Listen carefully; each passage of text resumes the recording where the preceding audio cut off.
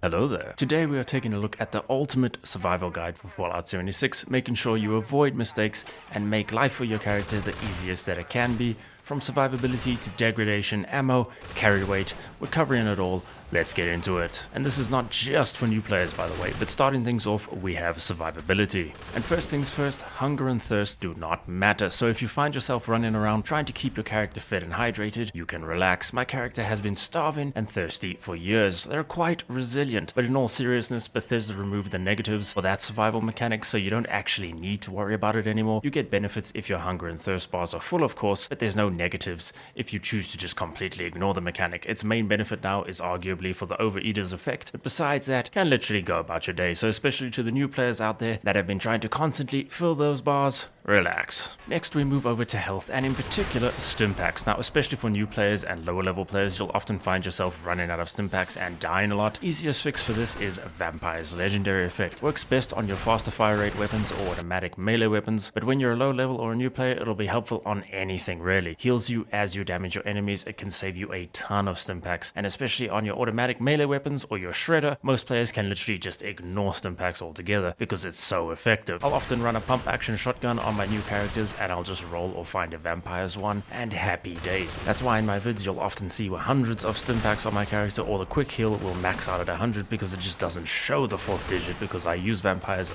most of the time and don't need to rely on stim packs. But if you do, another useful tip is to dilute them, so you have diluted stim packs. Get some purified water and turn a full stim pack into 2 diluted, and it can make them last longer for your character. Especially for the smaller heals, it's better than wasting a full stim pack. Moving on to your armor, don't waste your time and more importantly your caps on certain legendary effects, because players love to sell a bunch of crap armor to new players that don't know it's actually bad. Avoid legendary effects such as Vanguard, Bolstering, Mutants, Aristocrats, Nocturnal. They are doing practically nothing for your survivability. The legendary armor effects that give you a small amount of damage resistance are just bad. If you're aiming for a bloodied build, you want Unyielding. If you want insane survivability, you want Overeaters. Effects like Weightless and Life-Saving have their use cases, and effects that give you 15% reduced damage from a specific enemy type such as robots or super mutants or scorched, etc. Those are fine and doing way more than the ones I mentioned in the beginning, so just avoid the really bad ones that give you X amount of ballistic or energy resistance. A tip for new players as well: in the beginning most armor is just really bad, but a decent option is power armor, and I'm not talking about a full set, literally just the power armor frame itself, the chassis.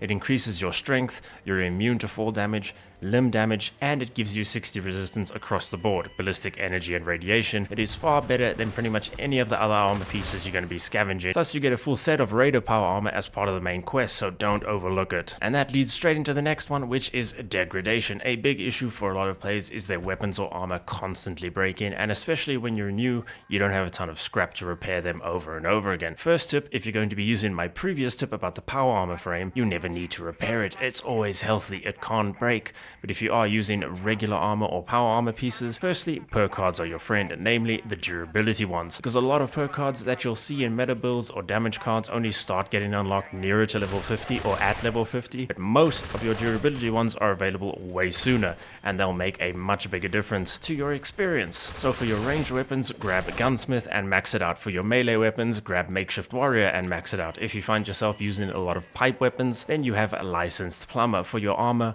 white knight improves its durability, and when you do repair, then cards like weapons artisan and fix it good mean you can repair them to 200% durability. These cards make a big difference, so don't ignore them. If you're looking for repair kits, then your boss events give you those, so whenever you see scorched earth or colossal problem or seismic activity, jump in and go do it. You'll get repair or improved repair kits, then you don't need to worry about scrap for your repairs. You can generally find them on the scoreboard as well, and there's always some freebies in the atomic shop, so be sure to check every day. There's plenty of ways to get your hands on them. And if any of this has been helpful, by the way, do me a small favor and nuke that like button. Consider subscribing. But over to ammo we go. If you've been around the channel a while, you'll know what I'm about to suggest: the one and only shredder. But in all seriousness, cards such as Ammo Smith and Super Duper can make your ammo crafting way easier, as well as ammo factory in your legendary perk cards. Daily ops farming is the usual go-to method to get yourself ammo, and with the contextual ammo system, especially for new players, ammo isn't as much of an issue as it used to be. For fusion cores, again, you can get them rewarded at the end of daily ops.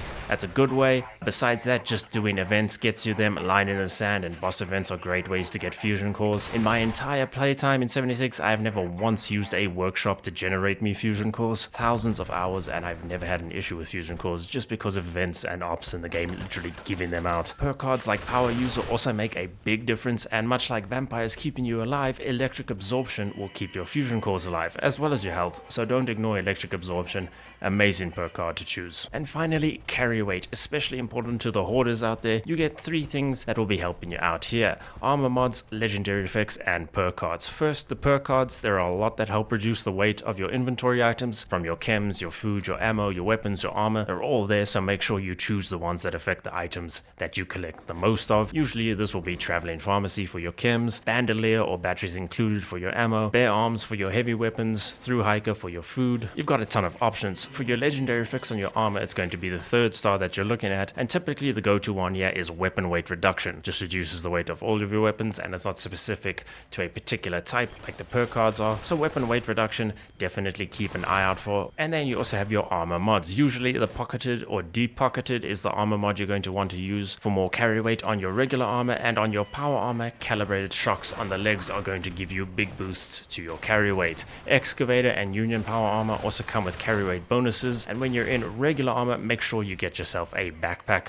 With a high capacity backpack mod, you'll gain a large 120 carry weight bonus, so don't overlook the backpack. And then of course anything to increase your strength, because strength directly gives you more carry weight. So unyielding, you'll generally also have a massive carry weight amount on your character. And that covers some of the biggest areas of the game that will help you survive the wasteland and make your life as easy as it can be. If you've got any other tips for new players, leave them down in the comments. If you want a full quick tips and tricks video, then definitely check this one out. And if you want other tips and tricks or build guides, then head on over to TheNightmareDuke.com. But for now, thanks so much for watching. I'll see you in the next one.